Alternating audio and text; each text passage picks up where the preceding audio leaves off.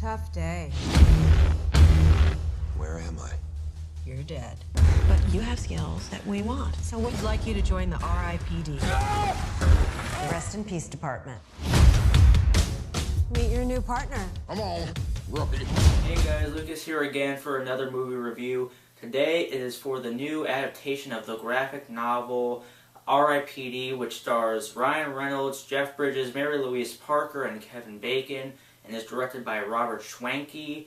And R.I.P.D stands for Rest in Peace Department, which is this group of undead police officers that exist in this other world that to protect the living world from these group of people called deados, which are these people that live on Earth as humans, or as seen to other people disguised as humans, that escape judgment and don't want to face judgment or go back to where they came from. And Ryan Reynolds is a cop that was recently killed, and he gets matched up with Jeff Bridges basically to stop the apocalypse. I really like all the actors involved. Jeff Bridges is one of my favorite actors of all time. He's in my favorite comedy of all time, The Big Lebowski, which is also one of my favorite performances of all time.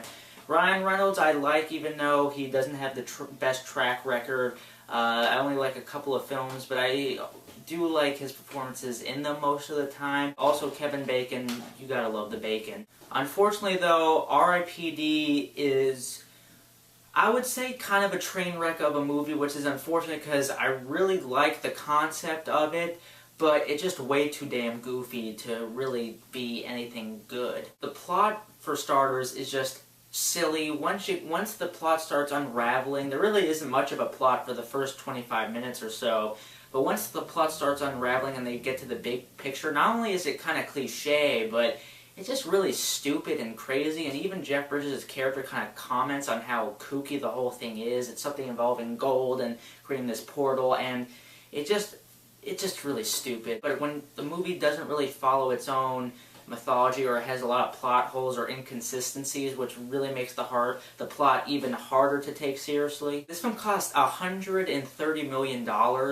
and I could tell that they spent a lot of money on it, but the effects look really just cheesy and outdated. I mean, the film itself is just a complete ripoff of Men in Black in story and in effects, but even the original Men in Black probably had effects that were just as good as this. The designs are really unimaginative. Really, all these deados are just really fat, gross people. Especially in the climax, it just becomes one big CGI fest. I think what really kills this movie is the script, because I like the concept, but the screenwriters don't do anything with it, and they just make it into a cliche, lazy movie. And I gotta say, the dialogue is atrocious.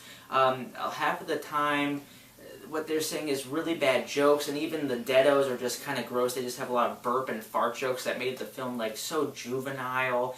It's just really uninteresting. There's some exposition. There's just corny one-liners. It's just, they really give the actors nothing to work with. The film is just lazy from the director's choices. Like, one of the things in the movie is, you've probably seen it, is like the avatars, how the people see Ryan Reynolds and Jeff Bridges' character in the real world, and even that just takes a lot of lazy jokes. I mean, it was kind of funny in the beginning, and then, you know, Jeff Bridges is Marissa Miller, and one guy sees him as Marissa Miller, and then Let's Get It On by Marvin Gaye starts playing. Like, how lazy could you get, people? But really, that's the main reason to see this movie, is Marissa Miller, because she is just, my word, she is attractive. She is really just pure eye candy, better than any special effect they have in this movie. And honestly, the real reason to watch this movie is when it comes out on TV, because trust me, when this movie comes out, it'll be replaying on cable over and over again,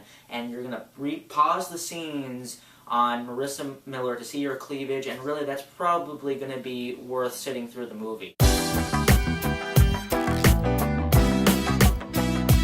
That's not to say that this film does have a couple of good jokes and lines with that whole Avatar thing, and even Ryan Reynolds cracks a good few jokes here and there, and Jeff Bridges just being him and doing that whole Rooster Cogburn accent that he has just genuinely makes me laugh, because the guy's just so good and so funny.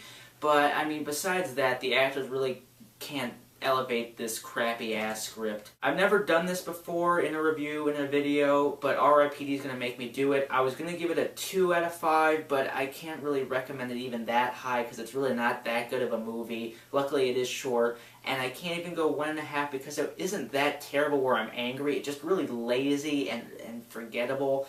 So I've never done this before, but I'm going to have to split it down the middle and go 1.75 out of 5. That's my review of R.I.P.D. What did you think of it? Were you disappointed? Because I do think that this is a cool idea, and I felt like this had a lot more potential, but unfortunately, you know, I don't know, what was I expecting from the director of R.I.P.D? Let me know what you thought about it. If you like this review, please subscribe for more, and I'll see you guys later.